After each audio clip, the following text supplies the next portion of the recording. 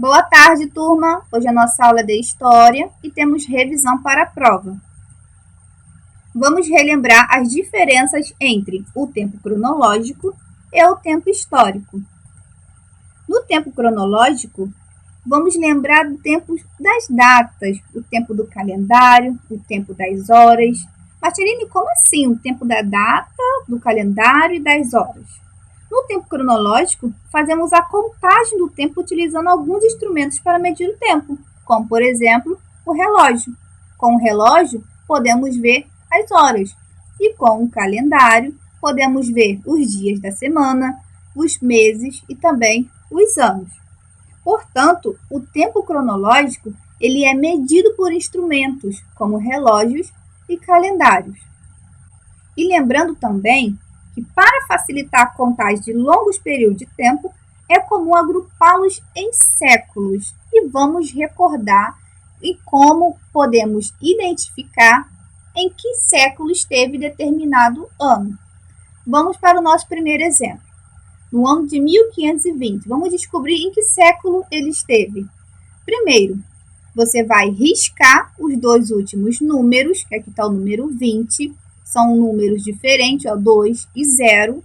Você vai riscar. E esse número que está na frente, que é o número 15, você vai somá-lo com mais 1.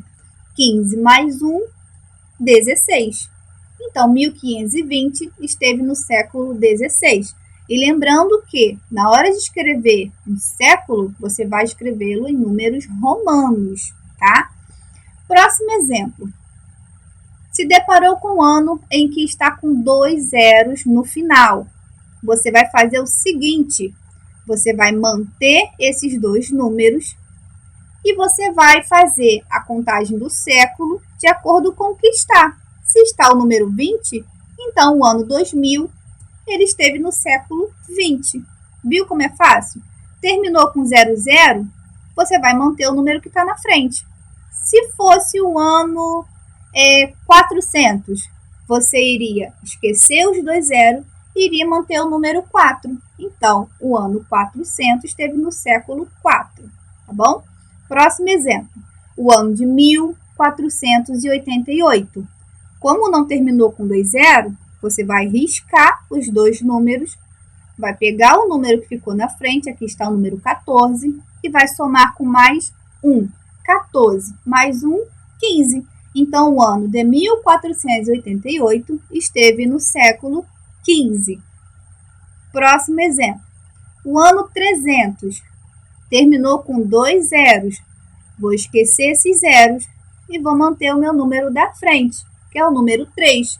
Então, o ano 300 esteve no século 3. Viu como é fácil? O tempo histórico é aquilo que eu faço dentro do tempo cronológico. Como assim? Vamos pensar. Durante a passagem do tempo, fazemos várias atividades e também percebemos as mudanças que acontecem em nossa volta, não é verdade? Então, é importante lembrar que cada coisa que acontece em um determinado tempo, em períodos diferentes. E esses períodos não são contados pelo tempo cronológico, eles são contados pelo tempo histórico. E o tempo histórico ele é dividido em 3 períodos, que é o período de curta duração, média duração e o de longa duração. Vamos relembrar cada um desses períodos.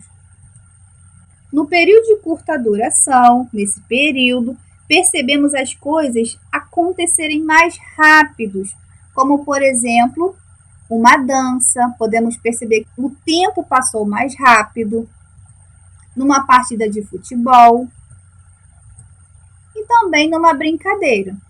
Todas essas atividades podemos perceber que passa bem rápido.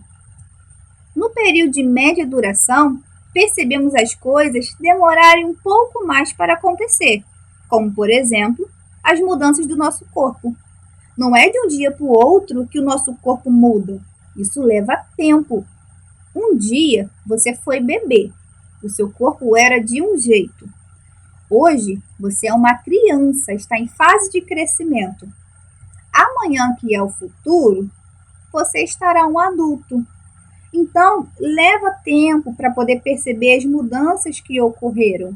Por isso, no período de média duração, para você perceber as mudanças, vai levar um pouco de tempo. Agora, no período de longa duração, vai demorar muito mais tempo para serem percebidas. Se você achou que o tempo de média duração leva um tempo maior para ser percebido, o tempo de longa duração demora bem mais. Esse período demora tanto para acontecer que só podemos observar essas mudanças por meio de estudos da história, comparando o passado com o presente. Vamos observar nessa imagem. Desse lado está o passado. Olha como era o passado nessa imagem. Agora, no tempo presente, está assim. Para chegar ao que está no presente, que é o que está mostrando essa imagem, demorou muito tempo. Então, no período de longa duração, vamos perceber as mudanças que acontecem na sociedade assim, na demora. Então, com o tempo for passando, e vamos conseguir ver as diferenças. Os primeiros seres humanos não viviam em cidades, nem construíam casas para morar. Em busca de alimentos e proteção, eles sempre procuravam novos locais para caçar, pescar, dormir e colher frutos. Quando encontravam alimento e abrigo, ficavam algum tempo no mesmo lugar. Mas depois que esses alimentos iam acabando, eles precisavam partir para outros lugares em busca de abrigo e de alimentos. Esse povo era chamado de nômades, pois é assim chamadas pessoas, o grupo de pessoas que não tem moradia fixa. A pré-história é a etapa mais antiga da humanidade, já que vai desde a origem do ser humano até a invenção da escrita. Este período começou há aproximadamente 5 milhões de anos. Sim, você ouviu bem, faz muito tempo. Chama-se pré-história porque é anterior à história, anterior à aparição da escrita. Segundo a teoria da evolução, o homem moderno, ou seja, nós, foi se formando a partir de um grupo de primatas que foram capazes de ficar de pé. O cérebro cresceu, e isso fez com que pudessem pensar. Você sabia que os primeiros homens viveram na África? A pré-história é dividida em 3 etapas: o Paleolítico, o Neolítico e a Idade dos Metais. Durante o Paleolítico, os seres humanos eram nômades, ou seja, não viviam em um lugar só, se moviam para diferentes zonas em busca de pesca, caça e outros alimentos. Sim, é isso mesmo, eram caçadores e recolhedores. Entre os seus pratos favoritos estavam os frutos silvestres, os cervos, os bisontes e, inclusive, os mamutes. Eles se organizavam em tribos e viviam em cabanas ou cavernas naturais, que decoravam com as famosas pinturas rupestres. Nelas, representavam cenas de caça como esta que você está vendo na imagem. Não é incrível que continuem existindo até hoje? No Paleolítico, o fogo foi descoberto e as primeiras ferramentas de pedra foram construídas.